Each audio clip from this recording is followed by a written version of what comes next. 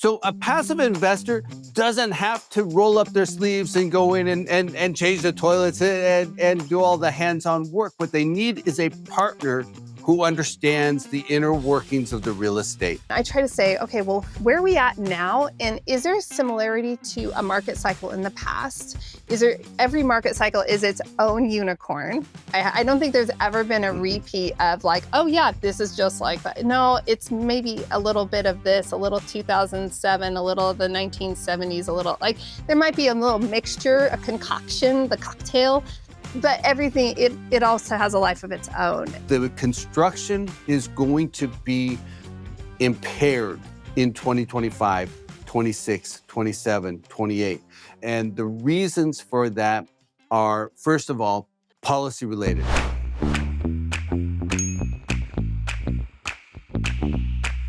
Welcome back, or welcome to the Conscious Investor Podcast, the show where we talk about health, mindset, and wealth building strategies. I'm your host, Julie Holly, and today I am joined by John Chang. I am absolutely over the moon excited about this conversation that we're about ready to have and what this means for you, conscious investor. Now, every year I pick up Marcus and Millichap's investment outlook for the coming year. Every year I watch this. It's part of the practice. It's how you close one year and enter into another year. It's one of my rituals, and you don't want to miss that. In fact, in the show notes, we'll put a link to the Marcus and Millichap website so you can watch the replay.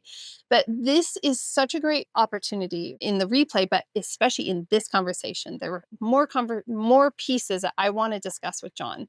And some questions I asked in advance because on your behalf, conscious investor, I'm always thinking about you.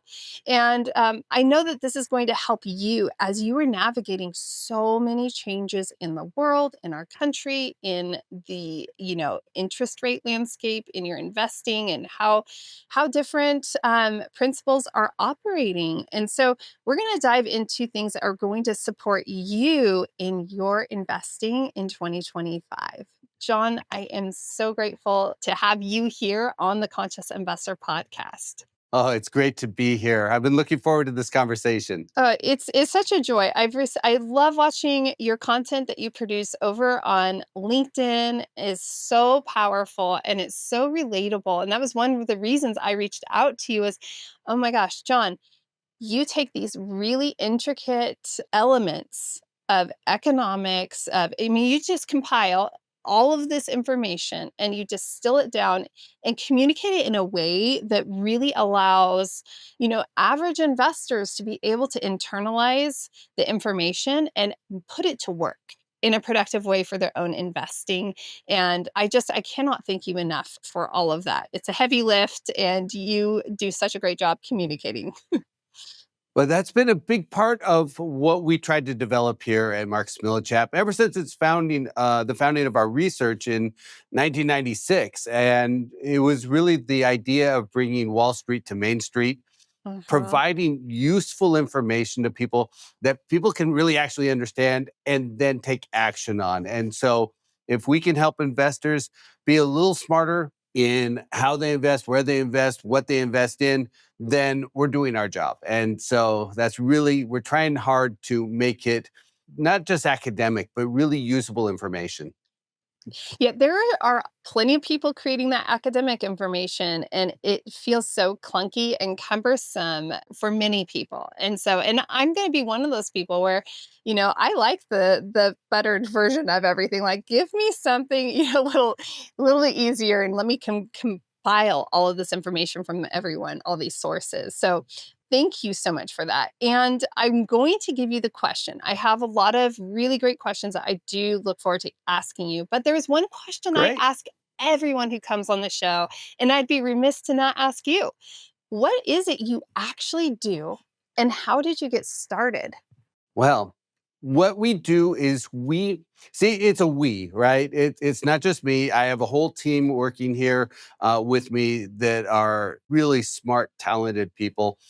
And what we do is we collect data from the economy, from all different types of commercial real estate, and we normalize it, we standardize it, we bring it all together, and then we try to interpret how all the pieces fit together on a macro basis at a national level, all the way down into the individual metros across the country. We cover about 50 different cities, 10 different property types, and we try to synthesize it into something actionable. And so that we can help investors make better informed decisions and create wealth or preserve wealth through doing that. And so on a day-to-day basis, what I'm doing is I'm reviewing data and information and trying to get a handle on how it can be applied to investing in real estate. And the other part of that question is, how did you get started in this? It's very niche. Oh, yeah. There's a couple of things about that. When I was in college, I had a professor and he said something that just stuck in my head for a long time. He said, if you go into a field that's very unique and there's not a lot of competition, it's easier to become exceptional at it. There's just not a huge pool of people out there. It is very niche. But I was very, very fortunate. Early in my career, in 1997, I applied for a job as a real estate analyst for Marcus & Millichap, and I had the very, very unique privilege of being recruited onto the team and learning from one of the best in the business, Hassam Naji. He was launching the research services team at Marcus & Millichap. It was his vision. I jumped on board, and I've been lucky enough to get to carry that flag forward now that he's our CEO for the firm. So it's been a great opportunity. I've learned just a ton. Every time I think I've figured something out, there's always something new to learn. The industry is enormous. The nuances are tremendous. There's just so many different facets to the field that I'm lucky to spend time on. And so I've really just dedicated my career here at Marcus Millichap to doing all this stuff. I've been in real estate investing pretty much my whole life. I remember the first rental property my dad purchased when I was 4 years old. I remember walking through it thinking, this place is a wreck. What the heck are we doing? And you know what? He still owns that property today, and it's been tremendously valuable. It's increased in value. It generates great rents, and it really demonstrated the wealth proposition offered by real estate. And it's been throughout my entire life. As a teenager, I was working on apartment buildings and getting them ready for lease up. And so it's been hands-on all the way up for me. I can totally relate to this. I'm third generation in real estate. And I remember as a young child going, on listing appointments or such with my dad. He was on the sales side of things, and he was very skilled and very, very accomplished at it, as was my grandfather, who you'll understand, he was a centurion back in the 80s when you had carbon copy contracts and such and no technology. Yep. And all this to say is that there's something about when you can see the scope and sequence, and even as a kid, when you're living through the real estate cycles, you might not know the analytics, you might not know all the terminology, but you're seeing it and you're hearing it.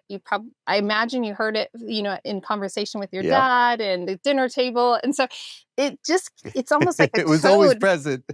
Yeah, it's inescapable.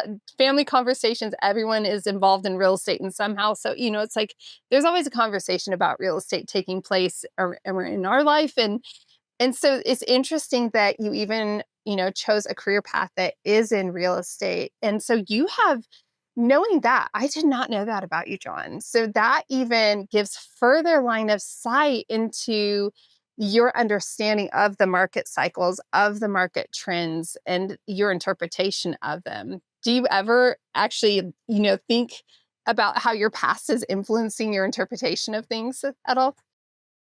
Oh, absolutely. All the time. In fact, I was having breakfast with my dad a few weeks ago, and he reminded me that I'm in this because of him.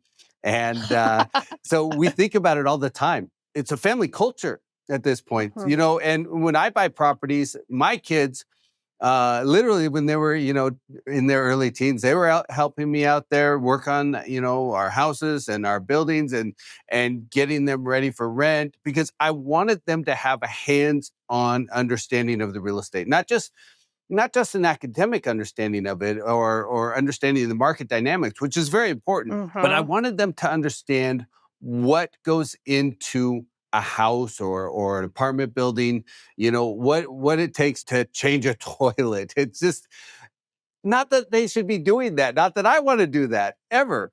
But by understanding it, I understand the mechanics of the property. I understand when I have an issue Mm-hmm. and I go to my property manager and say, no, no, no, no, this is what we need to get done. And here's how we need to get it done because I want to make sure that we're in the right place over the long term, not taking a quick, solution. So by understanding the mechanics of the structures and the rentals and the leasing process and all the pieces, that positions me to make better decisions. Then you couple with that my access to, basically every piece of data out there in the entire industry and a team of talented people here to help me understand the dynamics of all these different cities and all these different property types. It gives me a very unique perspective on the real estate market. Yeah, that's amazing.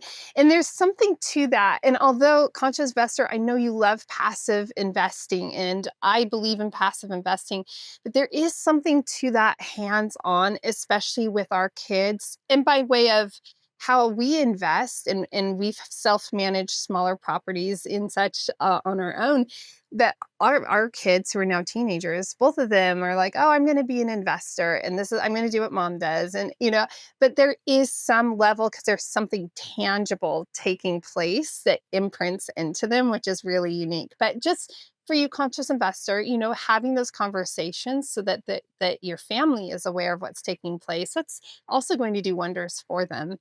I love that. What a cool heritage, John. That is really remarkable. So I will Well, say, I do also, I yeah. want to toss in about the passive investors, right?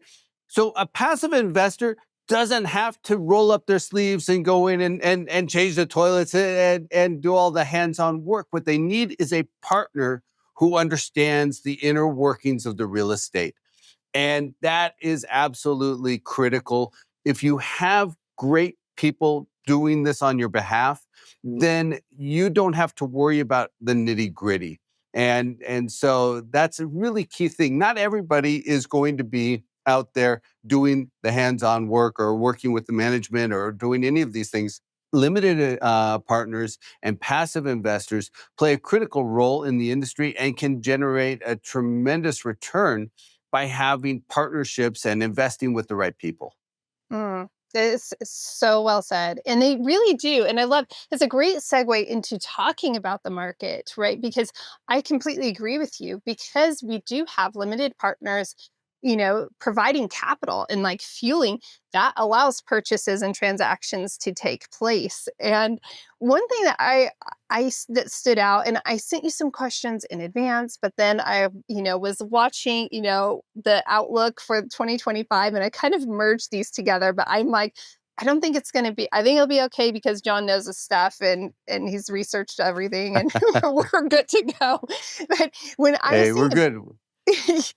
that's what I thought. I'm like, he is way smarter than me. There's nothing I'm going to ask him that's going to stump him at all. So, when I was thinking about the market cycles, and you and I think about it in a lifetime span of things, an lifetime of experience, all the market cycles. I always relate to where we are now, and I try to say, okay, well, where are we at now, and is there a similarity to a market cycle in the past? Is there every market cycle is its own unicorn? I don't think there's ever been a Mhm. repeat of like, oh yeah, this is just like that. No, it's maybe a little bit of this, a little 2007, a little of the 1970s, a little like there might be a little mixture, a Yeah. concoction, the cocktail, but everything it also has a life of its own. And so I was wanting to ask you is that what can we glean? Like where are we at in your lifetime perspective? I'm going to ask it in that vantage point now. And where are we at right now? And what can we glean from some of those hallmarks from past market cycles that would, really help in our decision making as we advance forward? You know, like you said, each one is unique. And I actually I thought about this and I was like, All right. Well, we're in a little bit of a soft patch here from a transaction standpoint. The math is hard to get it to work on some of these deals, but it's certainly not like the financial crisis in '06 and '07, and it's not like the RTC days, in the '90s, and it's different from the '70s. So I was trying to figure out is it's not severe like those things. We've had the inflation cycle and we have the elevated rates. And Mhm. what makes this really unique is that fundamentally, all things considered, the economy is doing quite well. We had, inflation shoot up, but it's coming back down. It's almost back down. We had interest rates rise, but they're not as high as they were in the '70s. And Right. so it's more like a speed bump. But I was looking at something the other day that I found fascinating. And there's only a few times in the last 35 years where cap rates have gone up as much as they have in the last 18 months. So we've seen cap rates on multifamily go up by, 100 to 150 basis points, depending on the markets and the assets. But it's very rare that they go up that much. I mean, during the financial crisis, they did. During the RTC, they did that. But they don't do it very often. And when you look back at those times when those cap rates went up, in retrospect, everybody's response is the same. It's I should have bought more real estate. I should have bought more back in 2010, 2011, 2012. I mean, I thought I was buying a lot of real estate then, but I wasn't anywhere near as aggressive as I should have been. And I think we're in one of those cycles right now where the prices have corrected and we see the yields are a little bit better, even though our interest rates are higher, that the performance metrics are getting stronger. We overdeveloped a little bit in this cycle, especially in the Sun Belt. But when you look at the supply demand dynamics looking forward, they get better and better. And so I really believe that we are in a very unique place right now from an investment standpoint that we will look back on this and think, man, I should have bought more in 2024 and 2025. And so I don't think that I think that as rates come down over the course of the next year, I know there are a lot of investors that are chomping at the bit to activate, but they're like, well, the math doesn't quite work and it's not there yet. And I keep saying, hey, keep your eyes on the horizon, look forward and look at where we're going to be in 5 years. And the financing will figure itself out over the course of the next couple of years. You'll refinance, you'll reposition, you'll value add to the, create value at the property. And these things combined have so much upside potential for the returns over that 5 to 7 year hold period, that sitting here and hemming and hawing while we're quibbling over 20 basis point spread between cap rates and interest rates is a little short-sighted in my opinion. I share that opinion. I think a lot of oftentimes investors have been looking backwards also. Well, why don't we have 2017 prices? Why don't we have the interest rates that are, super duper low? Like, can we go back to 2020? Can we go back? Like, everybody wants to go back. And it's like, we're not going back to whatever that was. We're moving forward. So let's keep our eye on the horizon and think, like, what good can we make of what we have right now? One of the other challenges is a generation gap on interest rates. All right. So people who've been in the industry, say the last 10 years, right? The normal 10-year treasury rate during that time is like 2%. If you go back, kind of people who've been in the business 20 years, they go, no, no, no, no. The average is like 4%. You go back farther than that, it's 5%. And the people who've been in the business forever go back to the '70s and they say, well, back in the '70s, they were 20% or, 18%.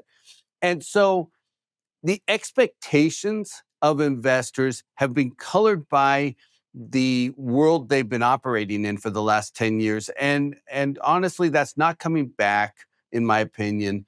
The 10-year treasury is right around 4.2 right now. And historically speaking, that's still low. Historically speaking, if you go back 30, 40, 50 years and look at the average, it's closer to 5%. And so the investor mindset has to adapt. And we have to look at the options and opportunities. We can't be reliant on 2% treasury rates in order to make the business work. And this is where the people who have the experience are coming back and saying, no, I've been through this before and I understand how it works. I've been through these cycles. And that's how it's going to, here's how we can make this work. And that creativity, that's one of the things that I think it's safe to say you probably enjoy that element of the real estate space as well. I mean, it's never the same. It's always changing. And you have to have some creative solution that you are bringing to the table. And if you don't have that creative solution, you're going to miss it and you're going to be pining over what was and not seeing the opportunity of what is coming. A real investor creates value, all right? A real GP, a good investor, especially those who are bringing other people's capital in, they're going to create value for their investors. This isn't like buying a stock, right? So as a passive investor, I could go out and buy a stock, right? I could go buy Microsoft or Nvidia or whatever it is, and I have absolutely zero influence over what's going to happen with that stock value. It's decisions made somewhere else. The beauty of real estate is that you invest with people, and the people are making decisions on your behalf that are creating value. You can take a property and you can move it from class C to class B, or maybe from B to an A minus. You can improve the management to create value. You can reposition the marketing to create value. There's so many levers to pull that an experienced real estate investor can use to create value and increase the returns on that property over time. And that is unique to real estate investing. Whether it's as a active investor or a passive investor, if you have the right team, you can create a lot of value out there. I love the distinction also that you made, is that a real investor is creating the value. And I think that there has been maybe some deviation from that over the last several years because it's been so easy. And so it's like, oh, everybody, it's just normal to create value. And it seemed very easy and effortless. And now we're seeing the true, it takes effort to create true value. And those are the true investors. I really value that a lot. Something you were saying about the amount of housing and that we were oversupplied. And I remember looking at that graph and I was a little surprised because the trends over the last, say, 20, 25 years of, inventory and supply and new starts, it's been a really interesting, and it seems like we've always been in this deficit on, how many housing units do we have? How many starts do we have? And, what is actually taking place in the landscape and family formation? We could go down a rabbit hole and we don't have to. But, when we look at that narrative of what's taking place, it looks like rents did start to decline a bit and soften in different markets. And then now we're noticing, wait, fewer people were building. We kind of hit a peak and now we had fewer people building, and it happened to be in new construction in the Sun Belt right now, on a new development deal. And so it's interesting to see, wow, a lot of people did pull out of the new development space, the housing start space, because lending was fierce. It was very rigorous to find the financing for that. The numbers weren't always penciling out because of how expensive supplies were and such. So what do you think that's going to look like? Like your interpretation, like, again, if we can look, because you can uniquely look at historically speaking and then looking at the horizon, new construction and housing with rents is kind of a mixed bag right there, but they're all dovetailed together. Yeah. Where are we going? Okay, so structurally, let's start at the macro level. Let's go big first. Yeah. So structurally speaking, the US has a housing shortage. We do not have enough housing units for the population today. Okay. So I see numbers all over the map. We use the Freddie Mac methodology in calculating our number. We're somewhere around 3.5 million housing units short in the United States. And the interesting part of that is, despite all of this new construction, it was about 3.5 million about 5 years ago. So that really hasn't moved. We're treading water. Okay. Uh-huh. Now, we had a huge wave of development over the last 18 months, over the last couple of years. Actually, we've been building a lot of multifamily units, for the last 6 years, I think. And the thing is that hasn't really had a huge impact. We had this surge of development in 2024. We're delivering 520,000 new apartment units in the United States. That is a record. I haven't seen that number on any of the records. I think you can get above that in the late 80s, but we don't have the data on that. So basically, we had a lot of apartments coming online in a single year. In fact, in the third quarter, we had more apartments delivered in a single quarter than anything I have on my data going back to about 1990. So that was 163,000 units delivered, apartment units delivered in the third quarter. I've never seen that number. That is huge. You know what the absorption, the number of units that were filled in the third quarter was 191,000. So it's even more. We're bouncing back on the demand. If you look at consumer sentiment, that's one of the things. University of Michigan Consumer Sentiment Index. When we were going into the inflation cycle and everybody was talking about a recession, consumer sentiment fell very sharply. And apartment demand, household formation tends to move with sentiment. And so sentiment fell and demand fell. So we were delivering all these new units at the beginning of this year and late last year, and sentiment had fallen like a rock, and absorption, the filling of spaces, filling of apartments fell. We went negative. Our vacancy rates shot up. You saw this really concentrated development across the Sun Belt, Phoenix, Austin, Dallas, Nashville, Charlotte, Florida. And so those markets really took it on the chin, and their vacancy rates went up because all these developers were coming online at the same time, and there was a pullback in demand. But looking forward, we're already seeing the demand, the household formation starting to recover. We've seen the cost of home purchases, the cost of a single family home, the median price has gone up dramatically. The interest rates, the mortgage rates on those are higher. So the affordability of purchasing a home is down.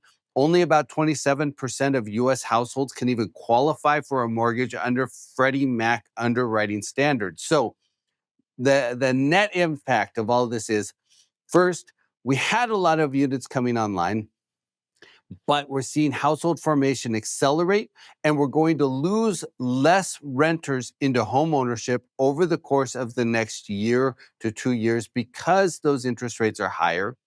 Now, on top of that, we're on the backside of this wave of development. The peak we just hit the peak. The third quarter of 2024 was the absolute peak of the multifamily development cycle.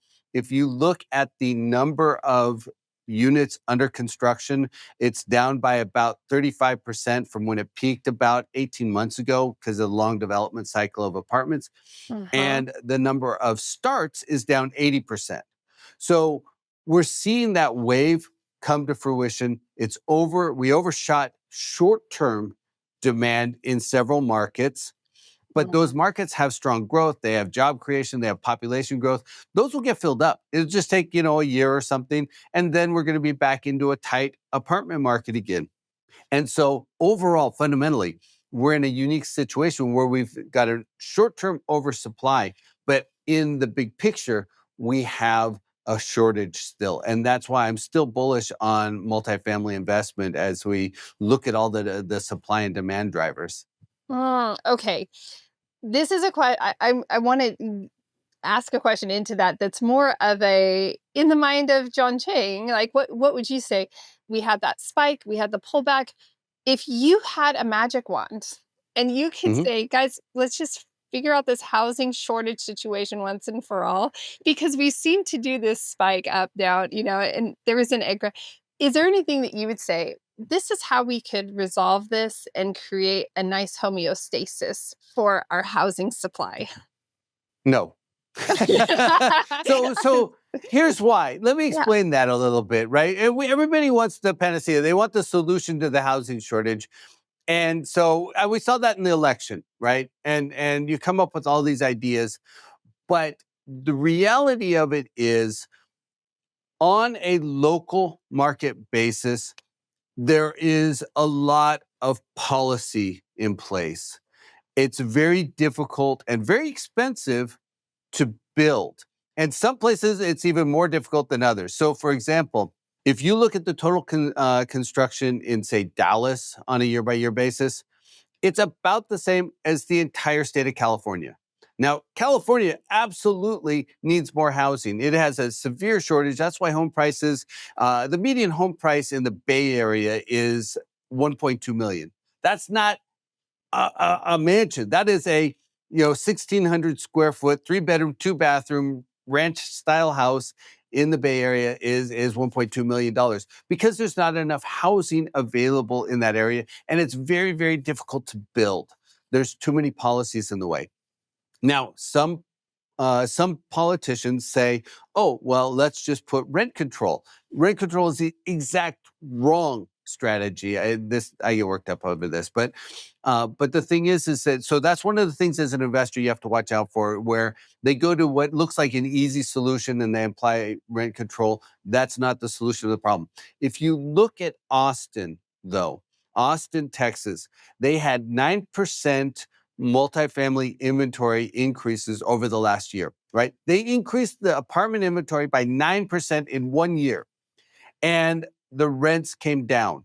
There was, 7% absorption, which is huge, huge absorption for Austin. But the point is that the solution is to build more units, but you have to have local policy that is in alignment with that allows for that development. And that's very, very difficult to implement. It's way harder to implement policy that helps construction than it is to put something like rent control in the way. So that's one thing. Now, looking forward into 2025, and I did a video on this on my LinkedIn page, but the construction is going to be impaired in 2025, 26, 27, 28. And the reasons for that are, first of all, policy related. And so, we make policies to achieve one goal, and there's unintended consequences, right? So there's a good likelihood that with the new administration in place, that immigration to the United States will slow down. If that happens, that really impacts the construction industry, because about 35% of the people who work in construction are not born in the United States. Now, I'm not talking about illegal immigrants. I'm talking about legal immigrants and people who are non-Native Americans who supply a lot of the labor for construction. So you have 35% of that labor pool is foreign-born Americans.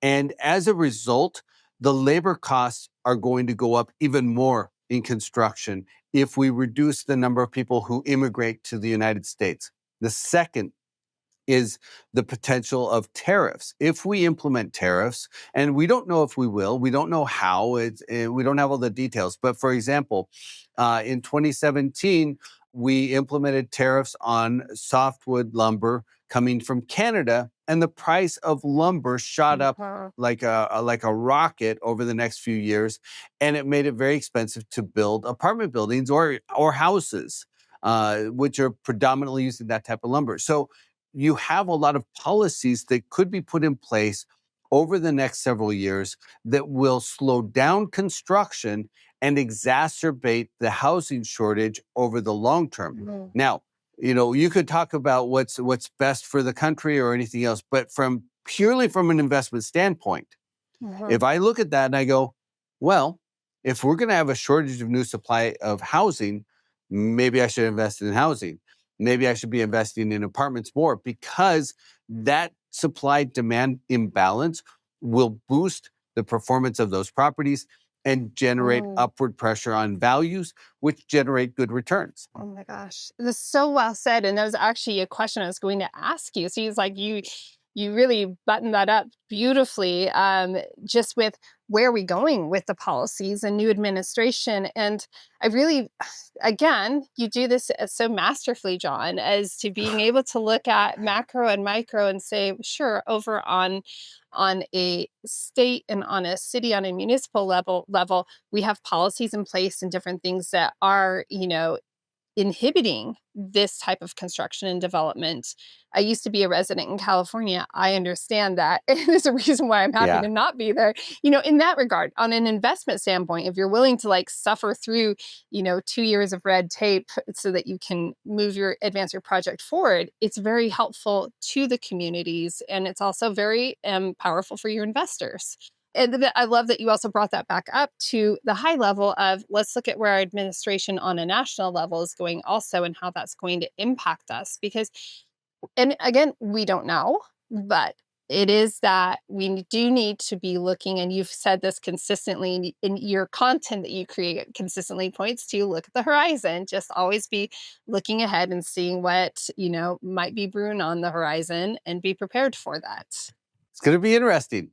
It makes it really hard to predict what's going to happen in 25, right? So we don't have really good clarity on what the policies will be. We've heard the rhetoric, we heard the campaign trail promises. We know what's out there, Uh-huh. but in terms of what actually gets implemented, we don't know yet. And we probably won't know for a few months. So it makes it really hard to guess how these pieces will fall into place over the shorter term, over the next year. But again, if you look at a 5-year span, then things start to really fall into place and you go, oh, okay, I see how my returns on multifamily get better and better over the 5-year span. Regardless of what happens in 2025, that's going to be noise in the big picture once we get through this cycle. Yes. And it's all, yes, look here, but look at the longer term picture also. And I think a lot, oftentimes, in our short term thinking, that so many, I mean, our whole culture is pushing us into thinking into these short snippets, and so we can get fixated on this, like right now, this year, this is what it looks like, and really have to pull back and say, what does the whole spectrum look like, so that we can make really intentional decisions with our investing. Yeah, it's hard to do. It's hard to do. We're getting bombarded by the media all the time. That's what we're hearing about all the time. And so you don't get that perspective, but real estate is a long-term investment. And so you have to make decisions not on where we are today, but where we're going to be. Gosh, John, I could ask. I mean, I have so many beautiful, wonderful questions that I would throw your way, and yet I want to honor your time. I know you do so many great things, and just supporting investors on so many different levels, just giving us the content and making it digestible. And so, I want to encourage you, conscious investor, as we wrap this conversation up, that I want to encourage you. Make sure you head over to LinkedIn and follow John Chang. You want to be up to date with his information. I know that you're investing passively, and that's a powerful strategy, to grow out your investment portfolio in the long term. And following John's content is really going to help you feel more. You'll have the education. You'll have more confidence, you'll have more clarity, and you'll have a greater understanding when you are reviewing our investments that we're offering, and when you're looking at other investors, like what are they offering, you'll be able to read between those lines. And there are very few people, I'm particular about who comes on the show, and so there are few people where I'd say, no, you need to follow. I follow John's content on a regular basis because it's so helpful at looking at what's taking place in the investing scenery. And as he already mentioned, there's a team behind him. Like, he is a wonderful communicator. He is intelligent and capable, but to also have the power of a team, like, you can't not go follow him and make sure that you're following his content. But there's something more that's really exciting. And I can't believe I missed this, but it is new. John has a podcast now. And so now you can join John and tell us more. Is this a weekly? He's joining Joe Fairless's show, The Best Ever, that platform. Joe has built that out in a different way. And again, great person to follow. He's grounded in his investing. John, what is your part of the show? And tell us a little bit Sure. about it. So yeah, we just launched this new podcast. It was something floating around in the back of my head, and I've partnered with Best Ever on several things over the years. I speak at their conferences, and I've just built a good friendship with those guys. So the idea was this. I'm having conversations just like this one, right? Where we talk, but I'm also talking to some of the top industry leaders in the country for commercial real estate, all types of different real estate. So I said to myself, gee, I'll bet you investors would like to know what I'm talking to Brian Bailey, the real estate expert for the Federal Reserve. He's a friend of mine, and we get on the phone, a couple, once a quarter or something. And I said, hey, Brian, let's start recording these things and put them on a podcast. He's like, hey, that sounds good. Let's do it. So I got Brian Bailey, the subject matter expert on commercial real estate for the Federal Reserve. He's been on there. Another guy I know, John Sylvia, he was the former chief economist for Wells Fargo. And so he and I had a conversation that will be coming up in a couple weeks. Greg Katz, who's a leader in retail real estate, he's on there. And also talking to Ben Lapidus with Best Ever. He's an active investor and just a super smart person. They're 30-minute episodes. They're released on Tuesdays. And basically, it's us just having a conversation. What is happening right now? What's top of mind for me? What's top of mind for them? How do they see the pieces fitting together as we go forward? We try to talk about something that's current in the news today, and we try to talk about where this goes on the horizon, over the horizon. What does this mean over 5 years? Because we try to put it in that context. So that's what our podcast is. It's part of the Best Ever family. So it's the Best Ever channel, basically. And my podcast is called The Horizon with John Chang. And so I hope people will listen in and hopefully they'll find it valuable. I am certain. So, two call to actions. Make sure you go follow John on LinkedIn and then go over to the Best Ever show. Make sure you follow, the Horizon part of the show. And so, John, I'm grateful that you created the podcast. I know that that's going to be on my personal regular listening ship because, the type of conversations that you have, and it's your experience and your genuineness, like your heart comes through and your optimism. And oftentimes I feel like a lot of, hostility and negativity and the sky's falling. And it's like you're looking at the material and you're saying, okay, well, this is what's happening. And let's look at the horizon. And I love the name. Perfect, well-placed name for the show, for sure. Is there anything else that you would like to add as a final thought to the conscious investor? Yeah, I think it's woven into all of that, and there's going to be setbacks. There always are, right? If you were an investor and you were going into Austin and you said, "Oh man, look, Austin just got crushed. We built too many units and the rents are going down." But you have to bear in mind the opportunities that are there over the longer term. That will get absorbed. And you have to monitor the psyche of the people in, all over the country or locally, what the forward drivers are. And we're doing all of that here at Marks Millichap for our clients and for investors. It's all available. Go to our website. Also, we produce all these different reports and we publish them on marksmillichap.com. And hopefully they will give people a better insight. I've talked to a lot of passive investors, and they think that they don't really need to know anything about real estate because they're passively investing. They look at the prospectus and they go, oh, look, 5-year returns, these are great. Not all investors are the same. The wind has been at our backs over the last several years. There are a lot of investors who have done very well for their clients, and that's great. That's fortunate. But when the market is up, everybody is a genius. And when you run into a little turbulence, that's where you start to see who really understands what they're doing and who just got lucky, right? So do your homework, understand the markets, understand real estate, understand the GP that you're investing with so that you can get a real good perspective on how they will perform in a choppier market, because that's probably what we're looking at for the next couple of years. It's going to be a fun ride, but that means Yeah. lots of opportunity is what that spells out for everybody. Yes, absolutely.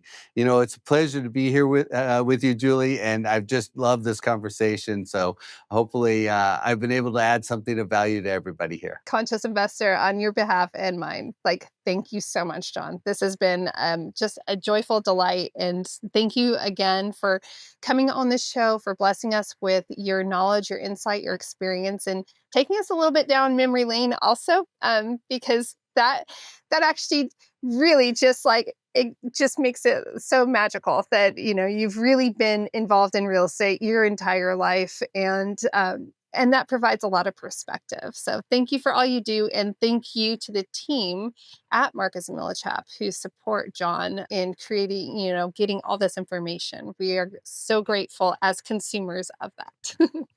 Conscious investor, until next time, live in the fullness of your freedom.